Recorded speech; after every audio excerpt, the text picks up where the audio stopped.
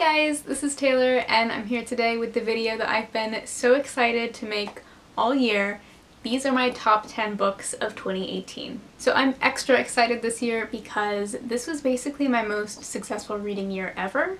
So I had a really strong group of books to choose from when I was making this list. And essentially what I'm saying is I think that this is my strongest top 10 list ever. I read 63 books this year, so that's like 2 books away from my personal best. But more importantly than that, I had more 5 stars than ever before and a lot of really strong 4 stars as well. So I want to start off with 2 honorable mentions that are not part of the official top 10, and I want to include them for 2 totally different reasons. So the first honorable mention goes to The Parking Lot Attendant by Nafkat Tamarat. When I first read this in early 2018, I had kind of mixed feelings about it. I think primarily because it wasn't really what I expected it to be. I gave it like a 3.5 type of rating, and I think I mostly stick to that rating. But I'm including this in the honorable mentions because this book has stuck with me all year. This is about an Ethiopian father and daughter living in Boston. The daughter befriends and kind of comes to idolize this older, very enigmatic parking lot attendant, and then the plot takes a very sharp turn when we learn more about him and what he really is. I would say that the best thing about this book is that it ends up in a place that is totally unexpected from where it starts, and I think that aspect of this novel is exceptionally well done. So taking into account that this is a debut novel, this gets an honorable mention because I'm so excited for whatever this author decides to do in the future. My other honorable mention is here because it just missed the top 10 so narrowly, and that is The Namesake by Jhumpa Lahiri. This is kind of a modern classic at this point. This is about 2 generations of a Bengali family who move also to Boston now that I'm thinking about it. I would say that it's mainly about the first generation trying to hold on to their culture as much as possible, and then their children trying to assimilate but still having that voice in their heads that says maybe they shouldn't. The writing style was perfect to me. If I had to give an award for the writing style that agreed with me most out of all the books I read in 2018, it would be Jhumpa Lahiri. I also feel like this is probably the best immigration story that I've ever read, and that it tackles the issues that come along with that so effortlessly and seamlessly. So now I'm going to jump into the official top 10, and coming in at number 10 is The House of Impossible Beauties by Joseph Cassara. This documents the rise and fall of the House of Extravaganza, which was the first ever all-Latino house on the Harlem Ball circuit. If you've ever seen or heard of the documentary Paris is Burning, that also features the House of Extravaganza, if that adds any more context. This is really a novel of the AIDS crisis and of surrogate families within the LGBTQ community, and it's probably the most brutal book I've ever read. I really have to issue warnings for this one, and therefore pretty much anything that you can think of. Physical and sexual abuse, graphic death, drug use, homophobia, transphobia, but because of that, and because it's such an honest portrayal of the AIDS crisis, that makes it a very important novel. And it's especially important if you want to have any idea of what survivors of the AIDS crisis have lived through. At number 9, I have put The Beautiful Bureaucrat by Helen Phillips. This was the first book I read in 2018, so started off pretty well for me, I guess. This is a really short, effective novel about a woman and her husband. They've really fallen on hard times financially, and she takes the first job that she can get doing data entry. And she doesn't know anything about the company. She tries to ask questions, but no one will really answer her. Gradually, things at her job get weirder and weirder. Her circumstances become more and more strained until finally her husband disappears, and she is left to put all the pieces together. This is an extremely weird and wild ride. The reading experience of this novel is incredibly claustrophobic. I recommended this to a coworker who said that she was not able to read it when she was home alone because she felt like the walls were closing in on her. So obviously I love books like that. This was right up my alley. And it was also a great introduction to Helen Phillips because now I want to read everything that she's put out. At number 8, I have Confessions of a Mask by Yukio Mishima. I did not expect to like this at all going into it, but it ended up being one of my most memorable reading experiences of 2018, obviously. This is set in Japan just at the close of World War II, and our main character is kind of figuring out that he's probably gay. The plot here is really kind of secondary to me though, because in my opinion, the most interesting aspect of this novel was the psychology of the main character. He is struggling with internalized homophobia like I've never read about before. He has created this link between his own sexuality and death. So the concept of death to him becomes like the most ultimately erotic thing. And it was so twisted and fascinating to read about. I was so sucked into this, and I feel like I've never really read anything like this before.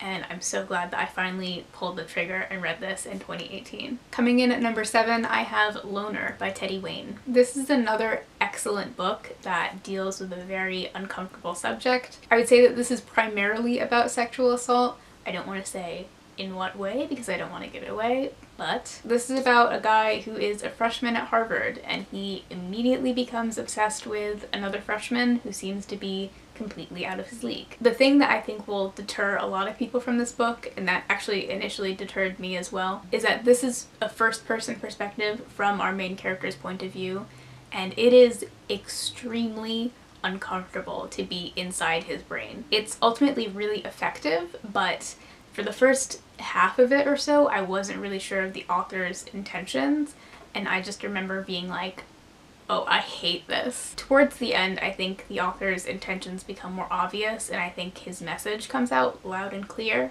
but this is not a fun book to sit down and read. For what it's worth, this book does have one of the best plot twists I've ever read. I'm definitely not saying read this for the plot twist alone, but if you're interested and kind of on the fence, it does have a great plot twist. Coming in at number 6, I have Eternal Life by Dara Horn. If you had told me back in February when I read this that this would only end up as number 6 on my top 10, I would not believe you, because this was such a phenomenal novel. It just had a lot of competition. This is about a woman who is thousands of years old. She made kind of a spiritual pact in ancient Jerusalem that caused her to be immortal, and she's really struggling with not being able to die and with watching her children die over the years. On top of that, her lover from ancient Jerusalem, who is also immortal, keeps following her century after century. I've mentioned before with this book that I was a little bit skeptical because I was kind of afraid that that relationship would be romanticized, but I don't think it is. It's a very real relationship and very complicated. It was really interesting to read about. The characters in this book are in a constant back and forth between, do I really want to try and die? Is being immortal really worth it? And the arguments for either side make this a very emotionally compelling book. This is probably the book on this list with the largest potential reach. I can see a lot of people with a lot of different tastes all liking this book. At number 5, I have Bending Adversity, Japan and the Art of Survival by David Pilling. So this is nonfiction that takes a look at post-war Japan culturally and economically. It uses the various disasters throughout Japanese history as a motif to explain the biggest issues that the country is facing and how Japan sees itself. First and foremost, this was just a really well-written piece of nonfiction that was enjoyable to consume. I listened to this on audiobook, and it was definitely one of those, like, maybe I'll just listen to one more chapter type of situations. And as a piece of journalism, I thought that it really didn't seem to have an agenda in a good way, like in a very unbiased way. It would just give you the facts and the context and say, here's both sides of the issue, you can decide. The interviews were all really solid. He seems to have a real knack for just asking the right questions and making everything really easy to follow. This was just such an enjoyable, well-executed piece of nonfiction, and if you are interested in learning a little bit more about the last 75 years or so of Japanese history, I would definitely check this out. At number 4, I have The January Children by Sophia Elio. This is a poetry collection that just blew me away. There's really no other way to put it. Poems here are largely focused on Sophia's family's roots in Sudan, and there's a lot of language play with Arabic. I think I'm just gonna go ahead and read one of my favorite poems because why not? This is called Alternate Ending. The dead boy is poured back into his body. I tried to leave home, but the ocean bares its teeth, and where I'm from is where I'm from, and not where I was put. It's morning, and my grandmother pins hot colors to the clothesline. I'm still on a date, and the words, say something to me in Arabic, fall backwards down his throat. The January children. In my number 3 spot, I have put Severance by Ling Ma. This blew up a couple months after it was published, and I could not be happier because clearly I think it deserves the hype. This is a pandemic apocalypse type of novel that follows our main character Candace as everyone around her in New York City becomes infected with this deadly fever, and she just continues to go to work because she doesn't really have much else to live for. I've found it really interesting to listen to other people's reviews of this because a lot of people are describing it as a satirical novel that is making commentary about work culture, which I totally get, but that's not really what I got out of it personally, which I think is really cool because it's always good when different people can get different themes out of a book. I was really touched by this novel. I thought that the flashback scenes that take place before the pandemic were so wistful and beautifully written, and overall this was just a book that checked all of my boxes. I'm sure that there are other people who have described this better than me because it's so popular right now, but again, in my opinion, totally deserving. In my number 2 spot is the first book on this list that I can truly say is one of my favorite books of all time, and that is of course Brass by Shanae Aliu. I'm pretty sure that I've been mispronouncing her name all year because I started following her on Instagram and her Instagram handle is Shenny from the block.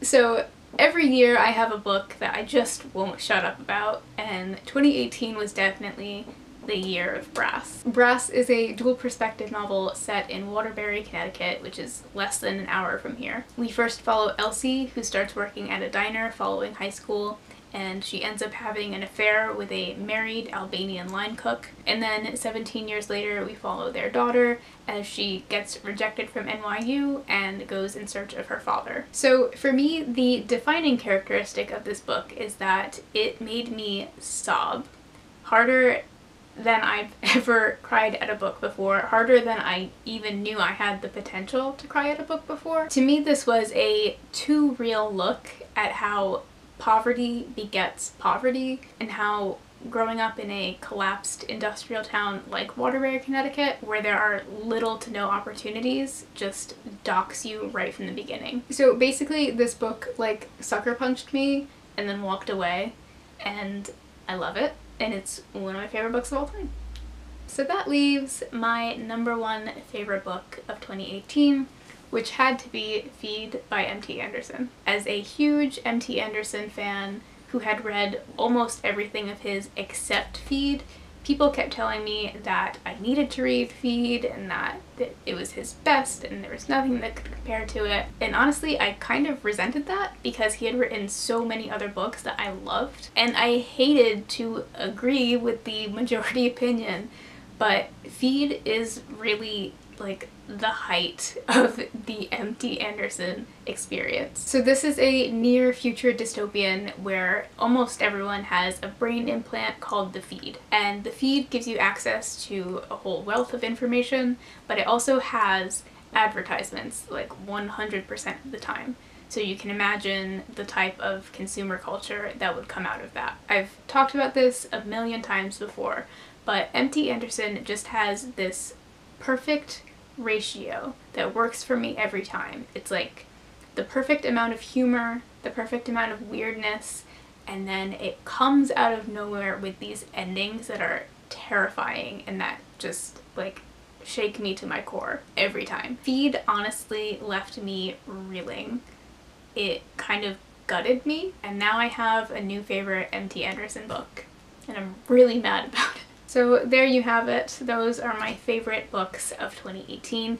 Definitely let me know your favorite books of 2018 in the comments below. And thank you so much for watching. I hope you're having a great day, and I'll see you soon. Bye!